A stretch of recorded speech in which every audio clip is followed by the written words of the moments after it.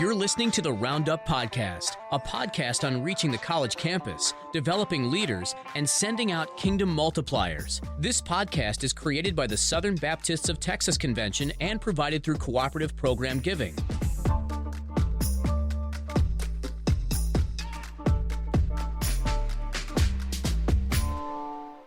Well, howdy, friends, and welcome to the Roundup Podcast. I'm your host, Mitch Tidwell. Super excited today about our guest, Scott Kindig. He is a great friend and has been a sweet mentor to me. And we're going to talk about what it means to rest as a college ministry leader. But before we do that today, quick hit, I want to talk to you about Roundup. It's going to be May the 11th through the 13th in Fort Worth, Texas.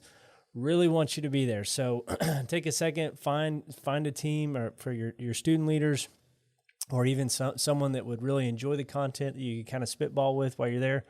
But we'd love to see you there. You can register at sbtexas.com/roundup. It's going to be a good time. So we'll see you there. But now, Scott, what's going on, brother?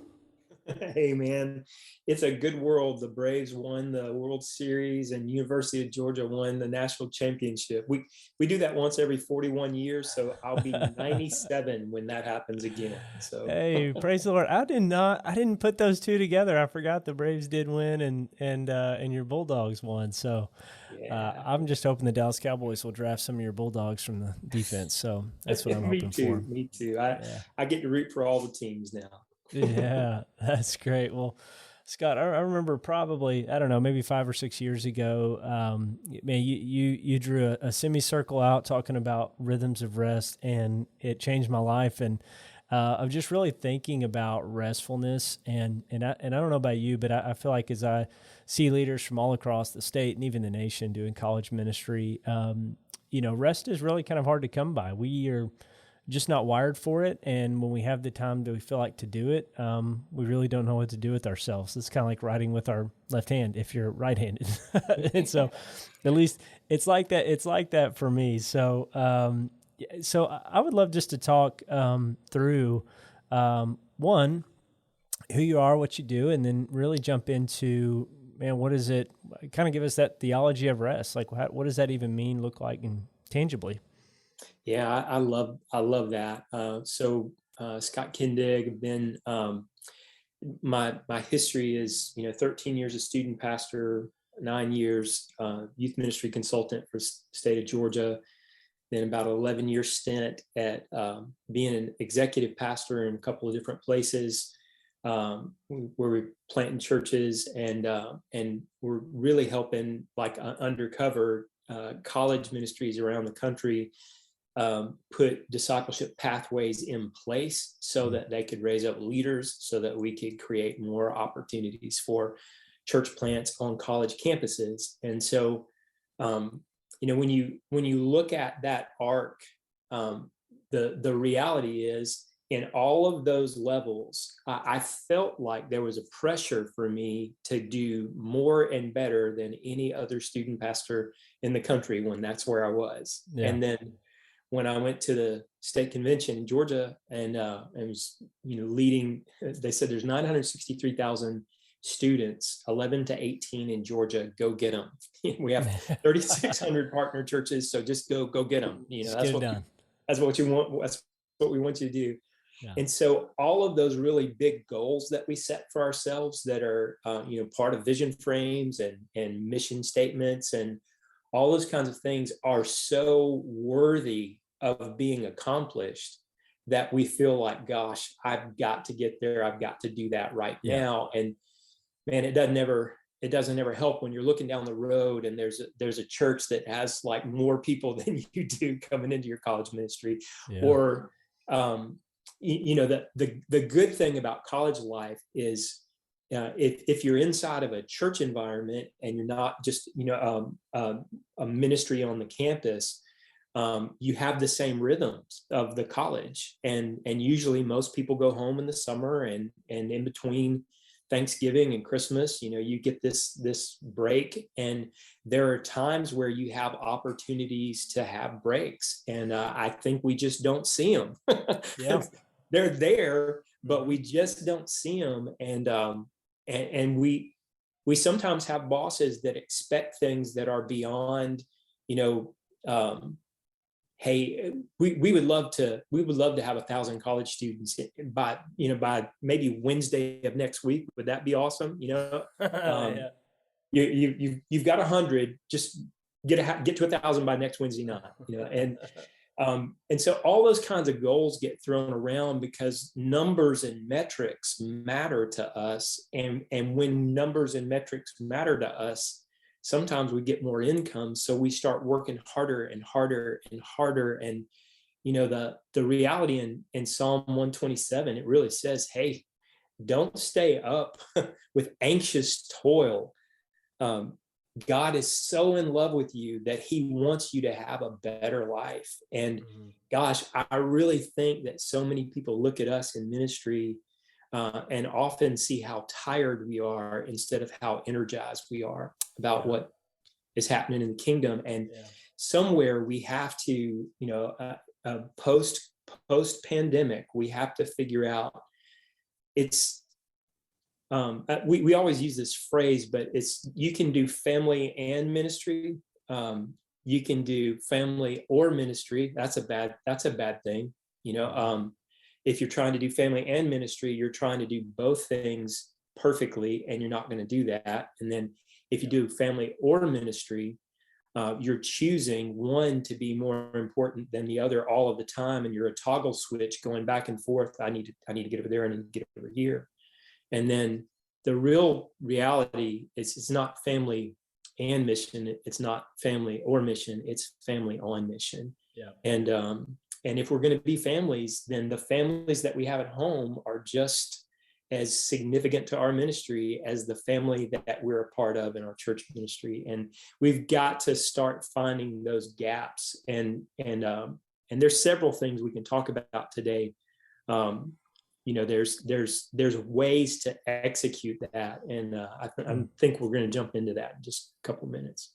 Totally. And I would say if you're listening today and you're on a podcast, or you're on Spotify, or you're on Apple, or whatever you're listening to podcasts, this is going to be a very visual podcast. And so if you're not watching, that's okay. But I would say jump over to our YouTube channel and we'll commentate as best we can, because Scott's got some things he's going to show us on a tear sheet to help us kind of see what it means to have rhythms of rest in college ministry. So go ahead and get going, Scott. Yeah, I'll jump into it. So the theology behind it doesn't get past us as long as we read the first chapter of the Bible. That's right. Yeah. So Jesus starts loading us up, right there in chapter 1, and what the conversation is about is all the things that God made and that they were good. And so, but the way that they said it even reminds you the Eastern mind doesn't start the day when the sun comes up. They start the day when the sun goes down. Yeah. And we get to be people who go to sleep. Now, God never sleeps and he never slumbers, but we do. And he wants us to remember, hey, there's some reason where you lay down for 6 or 8 hours and go comatose, and it's because your body needs to rejuvenate itself for the next day and all the things that you want to do. And so when we see this over and over again, and for repetition, I'm just going to say it, is Genesis 1:4-5. God saw that it was good what he had created that day. There was evening and there was morning the first day. So what he's saying is there's evening and morning. So you're really you when you're being you. You're not always really you when you're doing what you're supposed, what you feel like you're supposed to go do. Yeah. And so there's this challenge between being and doing that we fight with all the time. I want to be the best husband in the world. I know that I'm not, but I want to be that. But how do I do that? And so the do kind of displaces the be, if that makes sense. And if we get too close, we can be a crooner and we can be doobie-doobie-doo. But that's what happens, is we're fighting. Which one of those things are we? We could be Sinatra. In chapter 1, 8-10, it says it again. God saw that it was good. It was evening and morning, the second day. Couple, 12 and 13 verses later, evening and morning, third day, 18 and 19 verses. evening and morning the fourth day, and then Yeah. 21, 23, evening and more the fifth day. So he staccato notes this to us 1, 2, 3, 4, 5, 6 times, because the last one is in verse 25. And God saw that it was good. God saw that it was very good. And there was evening and morning the sixth day. So all of that landed in us in the first chapter of the Bible to remind us that it is really difficult for us to work well if we haven't taken the time to rest well. Yeah. And so that's the first thing we would say about that is the next day is the seventh day. So what's the seventh day? Well, it's Sabbath. And so now God looks at all the people that he's made, and he's reminded them 6 times, hey, you really start being you when you're resting and you're being with me, you're being with your family, you're doing things you enjoy that give you life. And it's not just all work and toil because Jack's a dull boy. That's not what we want to do. That's not what we want to be. So the first command is to be fruitful and multiply. And so what he did before that commission was he said, listen, let's just take a whole day and let's rest from all of the work. And this is the way he says it, and just all the work that we've done. And so I was like, well, what kind of work have we done? Well, you know what happened on the sixth day? You know, God brought man and woman into the equation. And so on their first day, Adam and Eve on their first day, the second day was a day of, hey, you know what? Let's just go rest. Yeah. And God had that fatherly care for, you know what? You're going to accomplish some things in the world because I created this garden and I want you to tend it. I want you to have dominion over the creatures on the ground, on the birds in the air, and all the fish in the sea. Like we named all of the animals, which gives us authority over it. So what's happening is we're learning from rest, and for Adam and Eve, it's the first day, and then God says, hey, you know what, y'all go ahead at sundown and just rest and play and enjoy. And man, that's going to rejuvenate you. And tomorrow we're just going to play in all the stuff that I've made for you. And so God loves you deeply, and he wants you to have the kind of life that your church members would look at and say, dang, I wish I had that life up there. I look at that college student and I see how much they love what they're doing because their leaders are showing them how to live this life. Because it's not just college ministry; it's all parts of ministry. But the reality of college ministry is college students they don't rest well either. No, not at all. Yeah. They're 100 miles an hour all the time. Yeah. And so the key for us to think through and to live through this and to move through this in a really special way is to understand that fruitful living starts with rest.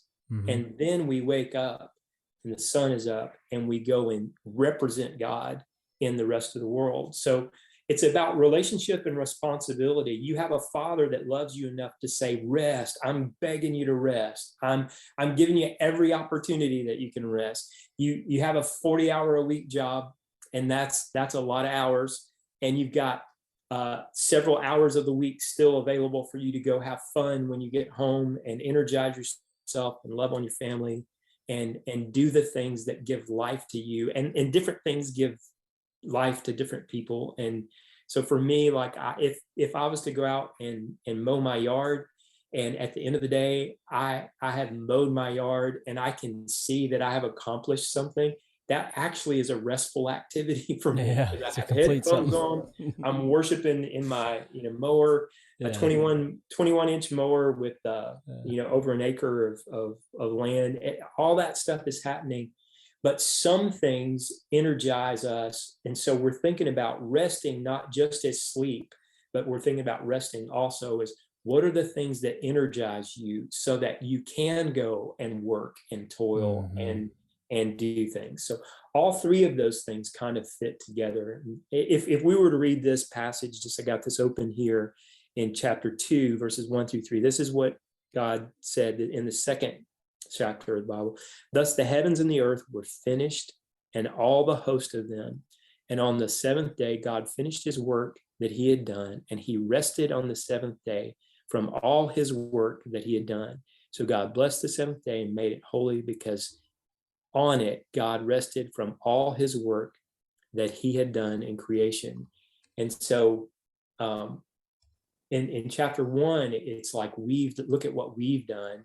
Yeah. And so he's including us in the naming of people as just a workspace that we were in, that we had authority for.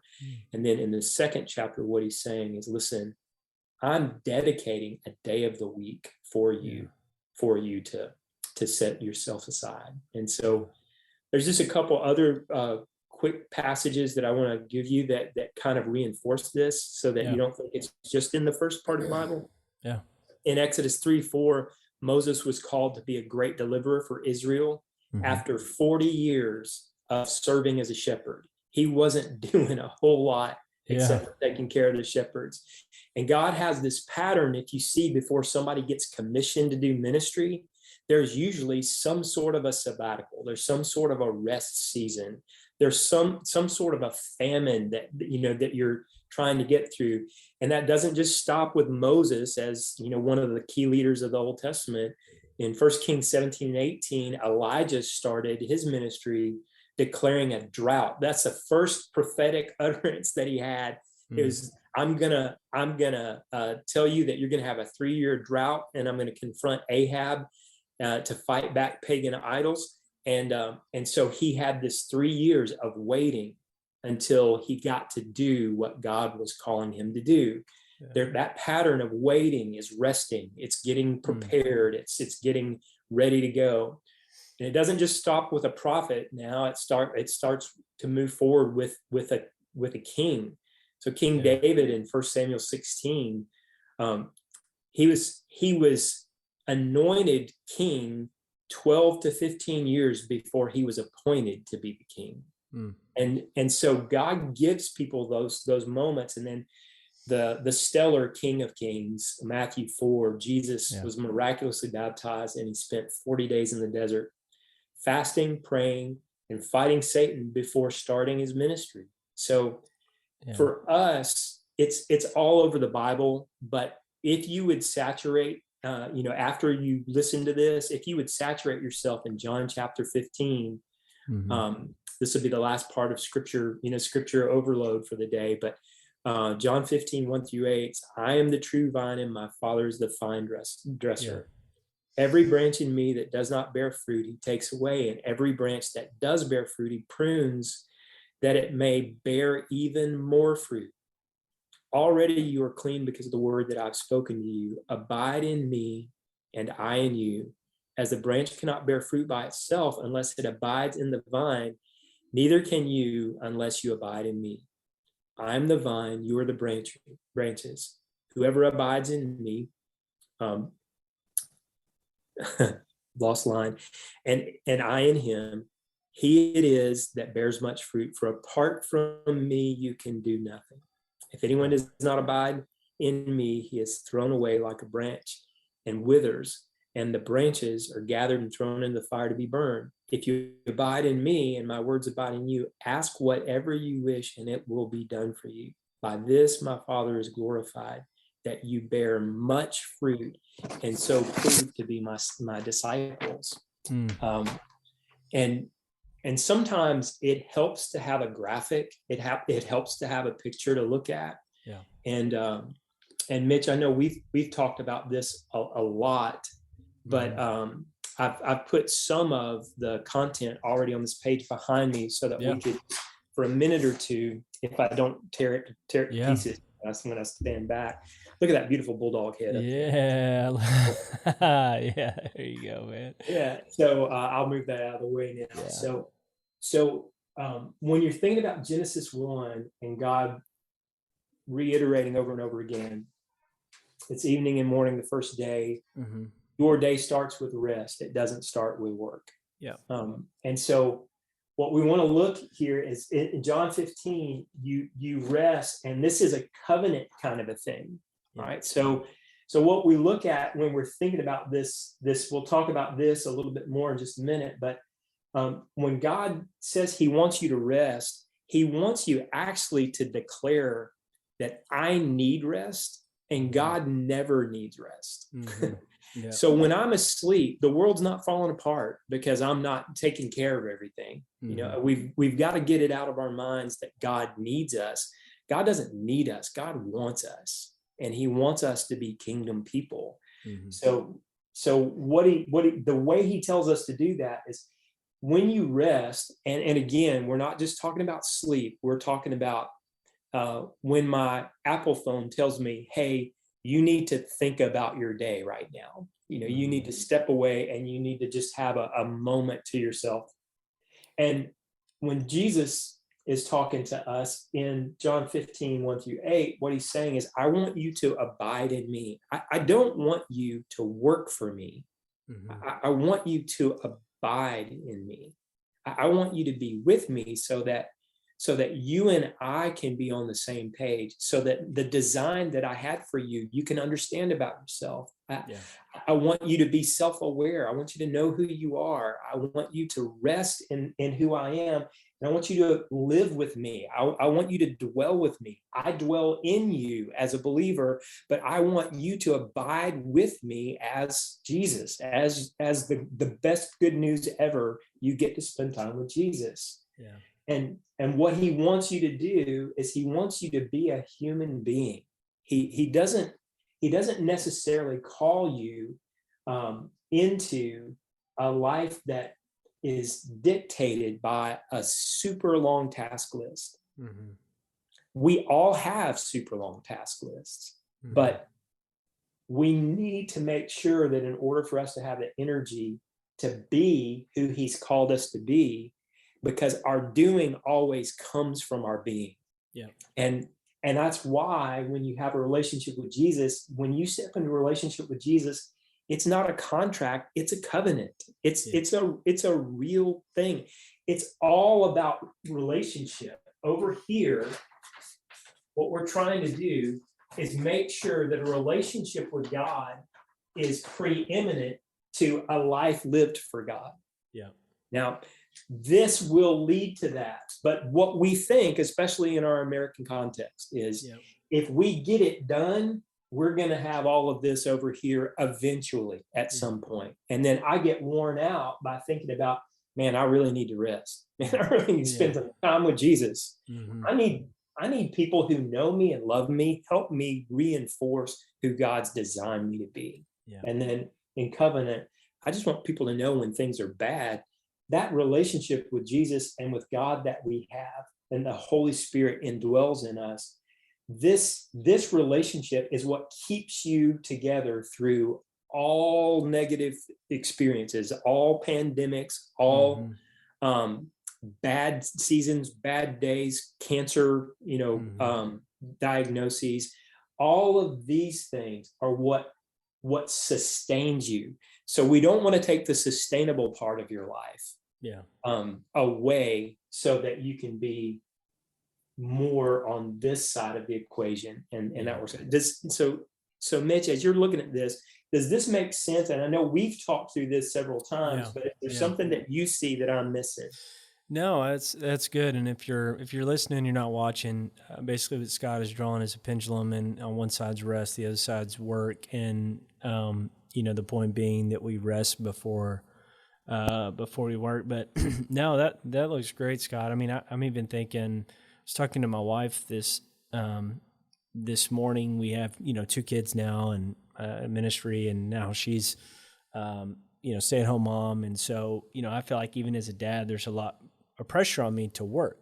Got to work to get things done to provide for my family. And I know even in sometimes that morning time of just being with Jesus, it's really for me. It's like I know that's necessary, and so let me do this and move on to the next checkbox. And that's pretty commonplace for, I think, most leaders, but of really, that rest piece, that covenant piece of I'm in a relationship with Jesus. And as much as we say that we know that, we still kind of operate as if, okay, now I got to go work for him so I can get rest at a later point.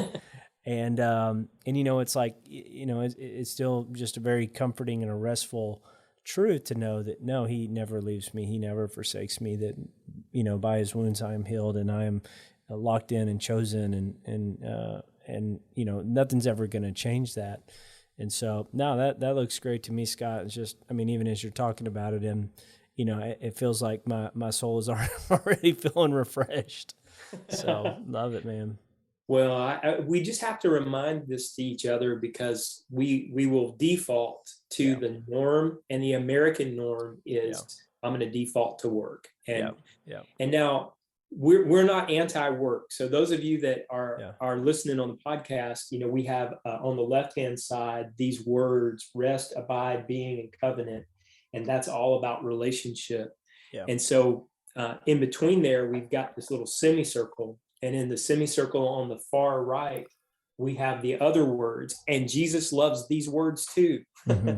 So on the right hand of the column that we have on the right, what we're looking at is we rest on the covenant relationship side, but on the work side, what we're doing is we're being responsible.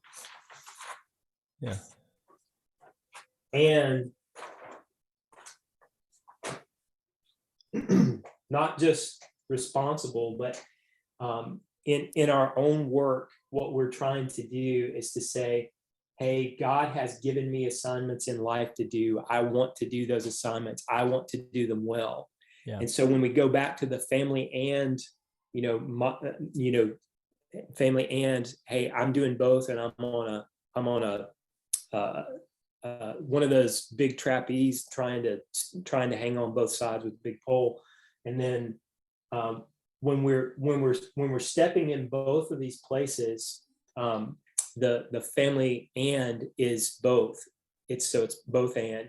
Family or is okay. Well, family or is I'm choosing one over the other, like a toggle switch, and that's tough. But when we get to family on mission, now we're talking about the family as my church, the family as being a part of God's family, and the family that I lead out in my home. All three of those things are the important things that we do. And so all of this is important. So on the right hand of the side, we have where rest was, we have work on the opposite side. And where abide is, on the right side, we bear fruit. Jesus wants us to bear fruit. So he's not asking us to sit around and sleep and just do fun stuff all the time. He's asking us to engage in his corporate mission. When we see being on the left-hand side, what we have is doing on the right-hand side, because God does want you to do things. And we'll give you a flip phrase in just a minute that'll help you with this. And when we have covenant on the bottom of the rest side, we have kingdom on the bottom of the work side. And so the challenge that we have is we're in a relationship and we have responsibility, but what we want to live into is fullness. And how do we live into fullness? So this is just a phrase that will help you remember is, hey, ultimately, do we rest from our work, or do we work from our rest? And it's just really clear with Genesis 1.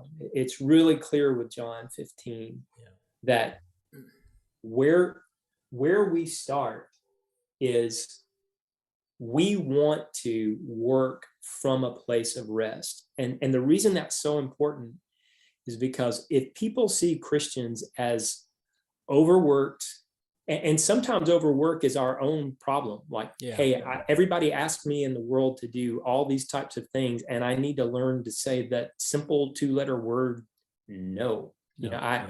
I can't do everything. I would love to do everything, but I can't do everything. And so as a result of that, when people are asking you to do things, you really need to give yourself like, hey, let me look at my life. I have a family. I have a wife. I have 4 kids. I have hobbies that we do together. And I want to do those really, really well. And so we have hobbies. And so there are things we want to do together. We want to have a life. Yeah. Christians are people who need to get up and find their life and say, what are the things that really matter? I can't do it all. I just can't do it all. And so what I want you to adopt is that mentality is I don't rest from my work. I work from my rest. That is God's orientation. He wants us to be able to say, you know what? I created a world where it was evening before it was morning. I called people into ministry, and I put them on the sidelines for a season so that they could get ready for the work. And so I'm going to try to do this best I can on video with people listening to the podcast. But Mitch, we're just going to use you as an example, just for a second. So in this semicircle that we have, I've got a plumb line that's coming straight from the top to the bottom. And if we were perfectly balanced in rest and work, that would be the best place for us to be. However, if we were just to look at our day, just our normal, everyday, normal day, work day, would you say that you lean more on your work days toward rest, or would you say you work on your work days more toward work? And as a habit, as a trend, what takes priority for you most of the time? And so if we don't start at zero, because I assume, Mitch, you wouldn't say that you're perfectly balanced on zero down here at the bottom, right? No, not at all. Okay. All right. So if that's true for you, which way do you lean? Definitely towards work. Even as I read Bear Fruit, doing Kingdom, that all to me is one, that all that stuff like piques my interest. Like, I want to bear fruit. I want a Kingdom. So let me lean this way. And the only way I know how to do any of that is just be very active. Yeah. That makes sense. Yeah. I'd say I'm at least, probably at the very least conservative 50% of my way up on that U there. So okay, so that was this exercise, so you know how that works. So what you're saying is, on a norm, I'm somewhere around 50% toward work. And so that really, if we're looking at a full score, that means like you're about 75% leaning to work. And 25% leading to rest. Yeah, for sure. So with that as here's the way that you disciple people through moments like this. You say, are you happy with a 75-25 curve that's leaning toward work? No, I'm not. Yet for me, Scott, as I look at that, to become full, where I'm abiding and resting, that just seems really scary to me, because it seems like it's a little bit out of my control. That's my initial thought as I look at that. Like, am I willing to relinquish control to do that? That's and which is it's not a good thing, but I'm just trying to think of like, what's my initial response to that? Yeah, well, when you think about 168 hours a week, like we pretty much give somewhere between, 8 hours a night. I don't think you get 8 hours a night. I don't think I get 8 hours a night either. But let's just say 6 times 10. That's 42 hours is basically sleep. Okay? Yeah, and then 40 hours it belongs to your boss, right? And usually it's not really 40, right? It's probably more than that. Yeah. And then you go home from work, and when you go home from work, this is the time where you energize, you take care of things, you rest well, you look at your family, and you do things with them, and you go after the things that give life to you. Like, I know it was crazy for me to say that it gives me life to have a really well mowed yard.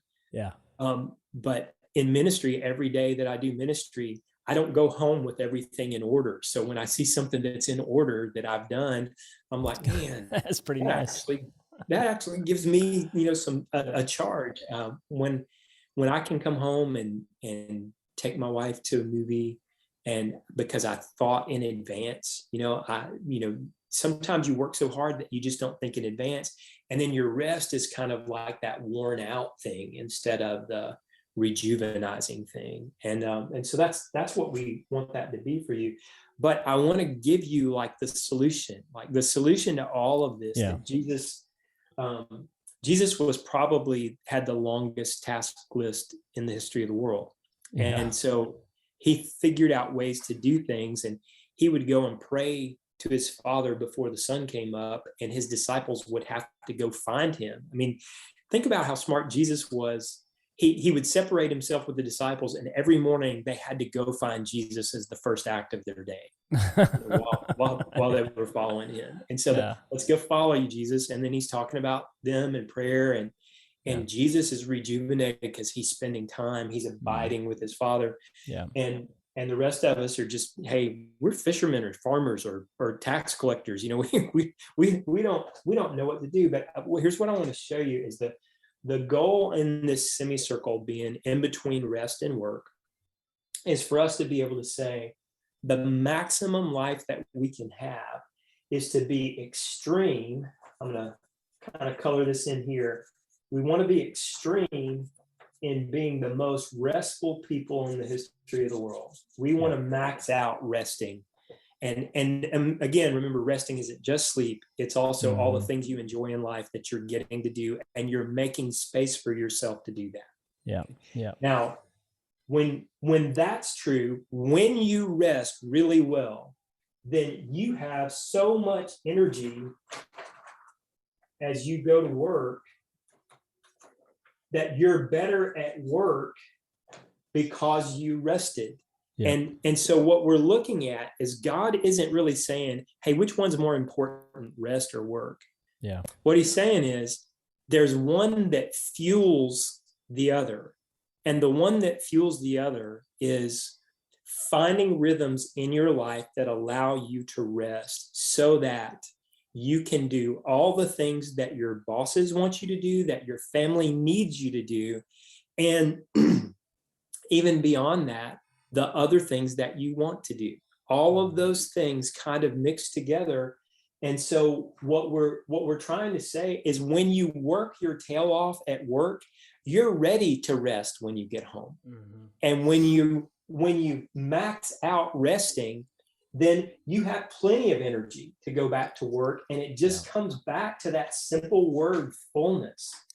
Jesus wanted us to live life to its fullest. And so we can't do that if work is a master for us. And I think Mitch, we've talked about this a couple of times.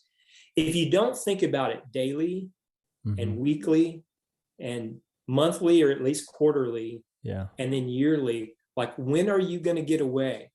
And what are you going to do? So daily, I want to encourage you guys to think, hey, how can I have a little bit of respite in the day? And when I'm looking at those words, like, I try to make them alliterate, since it's like a pastor thing, you just got to get words that work. So I just say, have some simplicity set into your day, that it's just you. I drive a long way to the place that I work, and I use that time between me and Jesus, and we'll be singing in the car. It'll be horrible sounds, but we'll be singing in the car, and we'll be trying to rejuvenate. And then weekly, there's a Sabbath day for us to give ourselves to God and our family and the things that we love to do. And in Texas, that's watching the Cowboys, and so they're going to win the Super Bowl this year. I declare it. I hope so, man. And then on the quarterly or monthly, I really like it better monthly than quarterly. You need to find a staycation, sort of a thing to do that is away from the norm. You need to, because there's a norm at home, there's a norm at work, and you need to break the norm on a regular rhythm. And so you don't have to do that every month. It could just be like going to the next town over and finding a great restaurant, or it could be like going to a whole day full of movies and not leaving the theater. It just depends on what you love and what you like to do.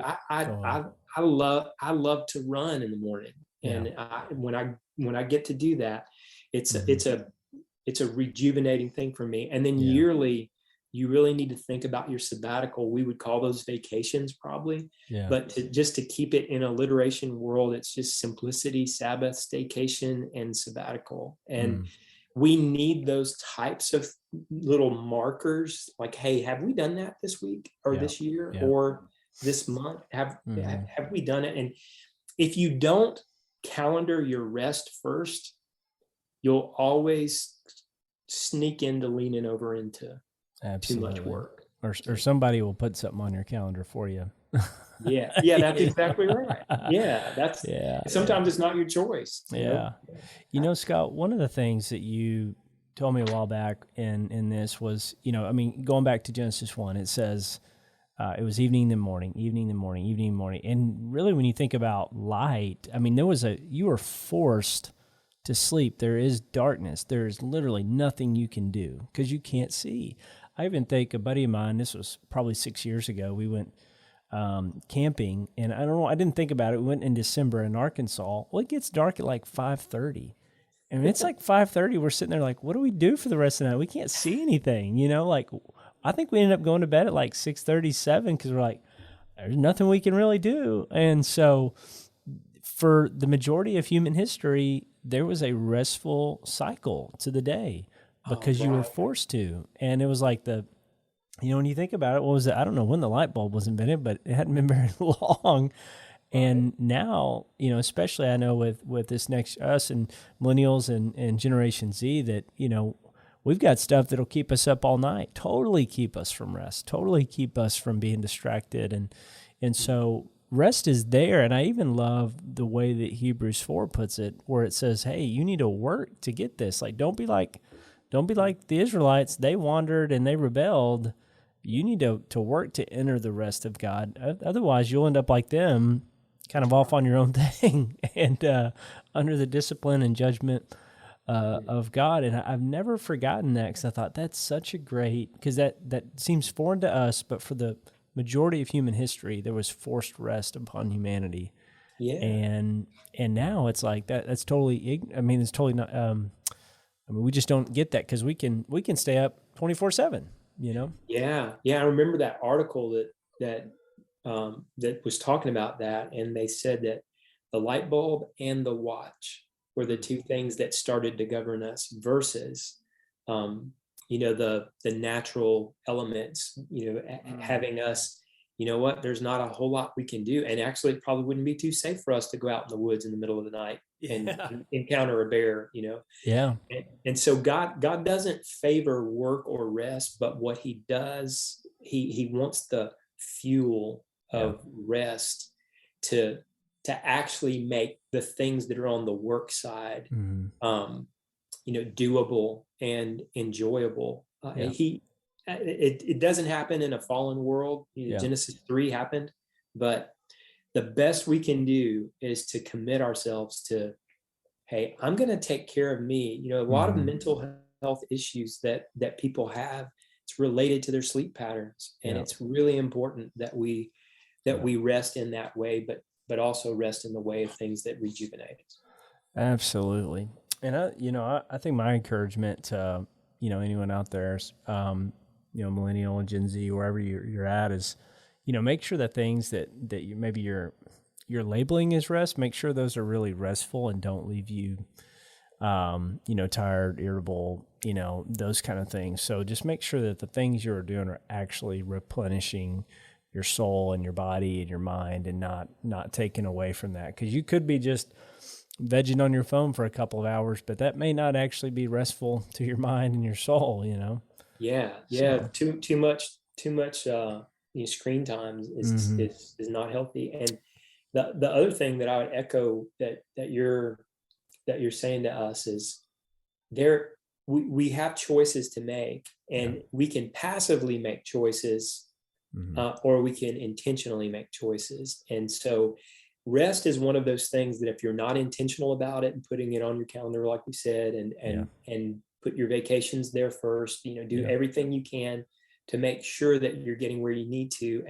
And honestly, Mitch, I really believe that every pastor in America needs a sabbatical on a regular rhythm, so that they can disengage with what has become very normal and routine for a season, so that they can come back in another way. And there, college professors get that all the time. They get a whole year to go rethink what they're doing and how they're going to teach and what's going to be next. And I just think we need to pay attention to those things. And I know a lot of people would say, well, wait a minute, we're paying you to go have a sabbatical. Well, a sabbatical, if it makes you better, that's really good investment. It's a great investment. Yeah, it's a great investment. And I run into people all the time that feel like, sabbaticals are just another lazy young person way of, but it's not. I mean, it's in Scripture. I mean, if Jesus had 40 days by himself in the wilderness, there's something being said about sabbatical seasons and the value that they bring. Because as a pastor, if I could just speak from a pastor to pastors and for people in ministry, the reality of your job is that you don't just carry your own stuff, you carry a lot of other people's stuff, and that weights you down. And so that's why we want you to have daily, weekly, monthly, or quarterly and yearly sort of ticks in your mind. My wife and I, every time we go somewhere special, one of the things we do is before we leave, we decide what the next thing special we're going to go do together is. And it might be a year from now, or it might be 6 months from now, or 3 months from now. But what we do is we go ahead and plan, this was so life-giving to us in our marriage, and we need to remember this is important. So man, take care of your kids, take your daughters to daughter dates, and take your sons to ball games and all the kind of things that they would enjoy, and let them choose the activity, but you be present with them.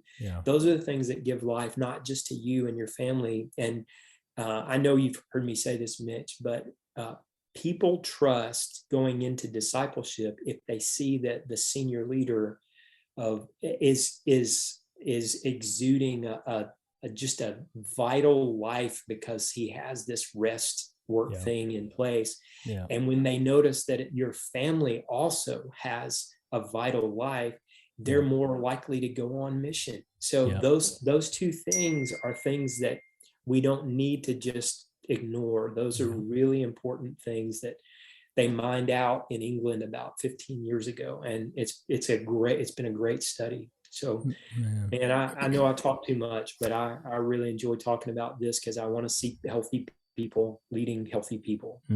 That's a good word, Scott. Well, I appreciate that, Scott, and man, just good stuff. Even as we're going through this again, I've got this illustration in multiple journals that I reference back to, but it's always a necessary reminder, because for me personally, I'm a person that works before rest, and I feel like, man, if I can work hard, God will love me more, and more will get done, and it's just a constant reminder. Even walking with Jesus for 12 years now, it's like I got a constant reminder, hey, he doesn't approve me because I work hard for him. He approves me just because he does, and that's it. And and that abide, no movement. Hey, don't move on from me, I won't move on from you. That's when you bear fruit. It's, man, so good. So, Scott, thanks for jumping on today. Really appreciate your leadership and just your investment in next generation leaders and college leaders. Man, thank you. And let me just say this: I had a friend who used to tell me I'd rather burn out than rust out, but there's Yeah. other options. You don't have to burn out or rust Yeah. out. Yeah, So that's a good word. Thank you, Mitch. Love you, Good buddy. word. Yeah, thank you, Scott. Well, friends, thanks for joining us on the Roundup podcast today. Again, don't forget about Roundup 2022, May 11th through 13th in Fort Worth, Texas. You can register at sbtexas.com/roundup. And also don't forget to follow us on social media at SBTC Collegiate and subscribe to our YouTube channel. That's where all these podcast videos are being uploaded. So friends, thanks for joining us today, and we'll see you next time.